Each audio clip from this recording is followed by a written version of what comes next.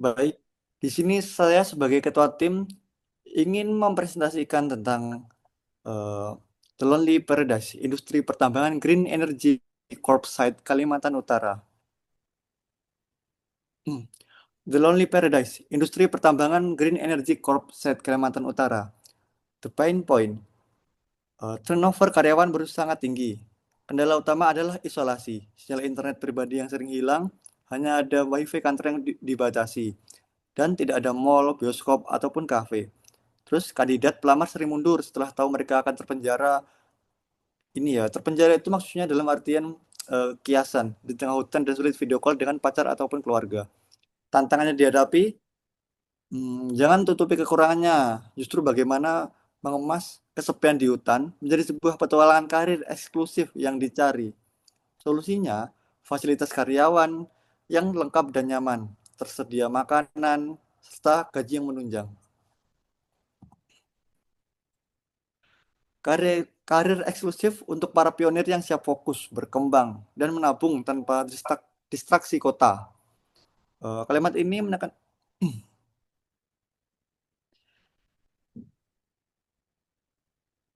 EVP ini tidak memoles kekurangan, justru mengakui bahwa lokasi tersebut jauh dari kota dan penuh keterbatasan. Dengan mengakui fakta tersebut, perusahaan menunjukkan kejujuran dan transparansi sehingga kandidat merasa dihargai. Mengubah kesepian menjadi petualangan dan fokus diri. Eh, Daripada memandang isolasi ini kan sebagai hambatan, EVP ini membingkai sebagai waktu untuk fokus mengembangkan diri, bekerja lebih produktif, dan merasakan perjalanan hidup yang berbeda dari kantor biasa. Kesepian diubah menjadi petualangan pribadi. Tiga, menciptakan citra pekerja sebagai petualangan profesional. EVP ini membangun identitas baru bagi karyawan, bukan sekedar pekerja tambang, tetapi pionir atau petualang karir yang berani mengambil peluang di medan ekstrim. Ini membuat kandidat merasa bangga dan tertantang untuk bergabung. Mungkin untuk selanjutnya akan diterangkan oleh rekan-rekan saya.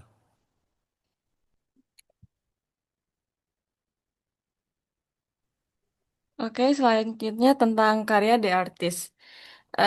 Di sini ada poster tentang judul tentang The Lonely Paradise. Judul ini menggambarkan lokasi kerja yang indah namun terpencil. Kata lonely menegaskan kesepian, sementara paradise menunjukkan fasilitas dan suasana yang nyaman. Identitas perusahaannya itu industri tambang, Green Energy Crop, Kalimantan Utara. Bagian ini memberikan konteks bahwa lokasi berada di daerah tambang terpencil sesuai dengan situasi kasus.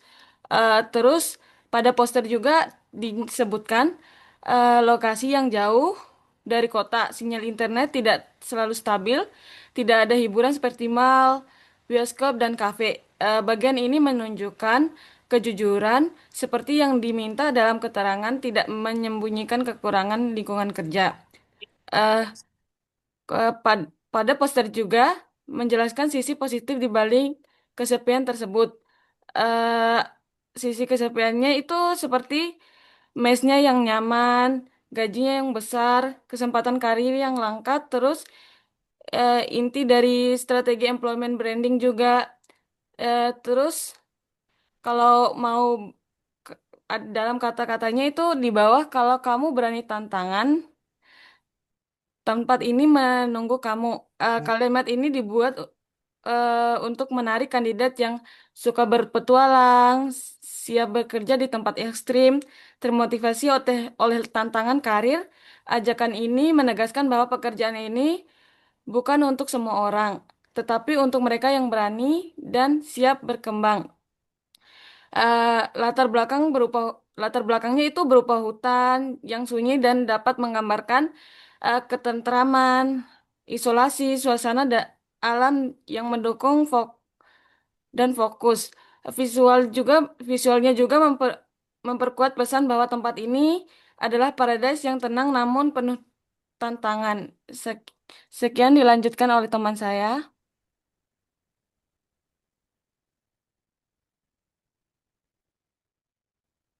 Di sini saya Julia Maharani Putri sebagai The Hunter, Hunting the True Adventure Engineer.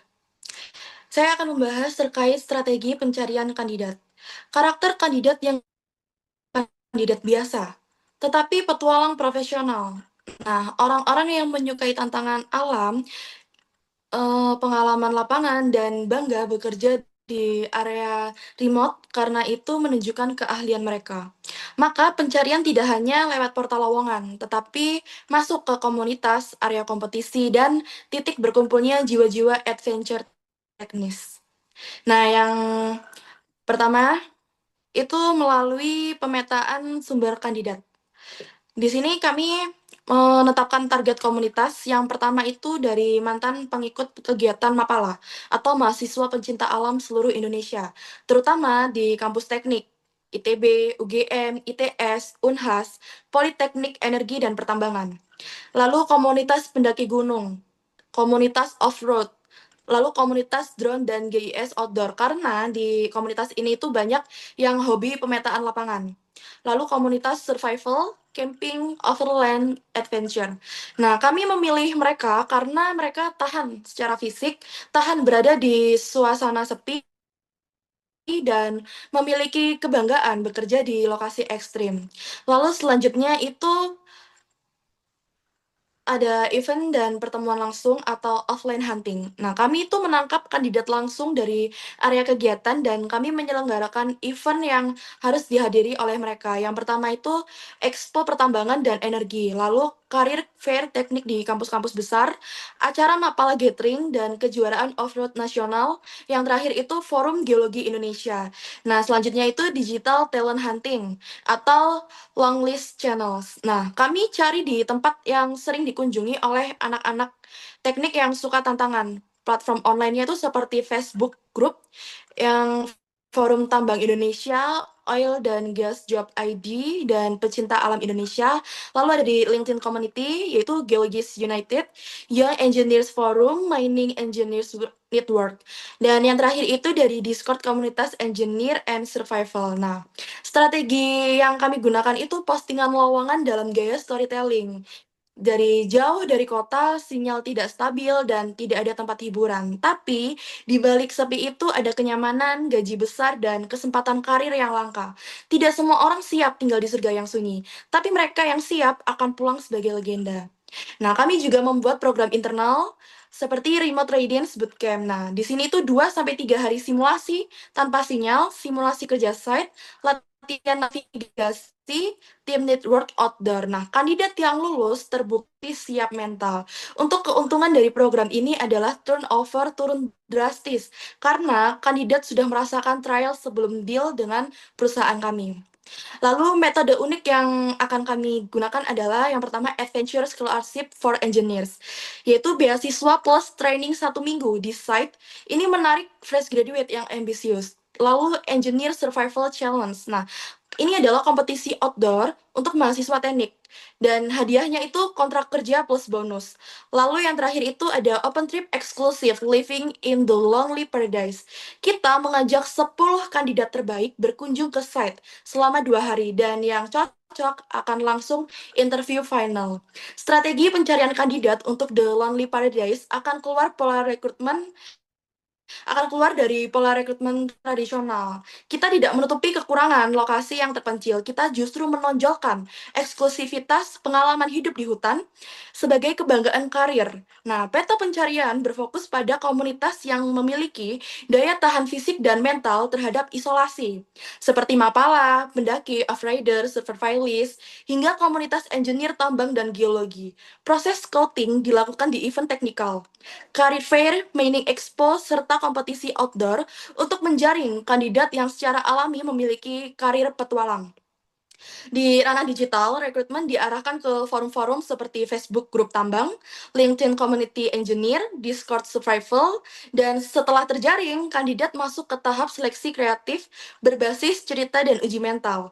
Nah, puncaknya ada adalah Remote Readings Bootcamp, yaitu simulasi hidup di area tanpa sinyal dan lingkungan kerja site. Kandidat yang lulus bootcamp inilah yang benar-benar siap menjadi engineer petualang sejati dan memiliki resiko turnover yang cukup lebih rendah dan yang jauh lebih rendah. Selanjutnya akan dibahas oleh rekan saya yaitu Nur Laila Baharun. Oke, baik. Perkenalkan, nama saya Nuraila Baharun. Saya di sini sebagai arsitek. Di bagian ini saya akan menjelaskan peran saya sebagai arsitek, yaitu orang yang bertanggung jawab merancang proses seleksi untuk Grand Energy Corps. Masalah utama perusahaan ini adalah banyak karyawan baru yang resign dalam waktu singkat, bukan karena pekerjaan sulit, tapi karena lokasi kerja memang jauh dari kota, sinyal terbatas, dan fasilitas hiburan hampir tidak ada. Jadi banyak kandidat yang awalnya antusias, tapi akhirnya kaget dengan kondisi lapangan. Oleh karena itu, seleksi ini tidak hanya berupa wawancara biasa. Kandidat perlu merasakan dulu suasana kerja di hutan supaya mereka benar-benar tahu apa yang mereka pilih. Untuk itu, saya membuat konsep seleksi bernama tema uji hutan.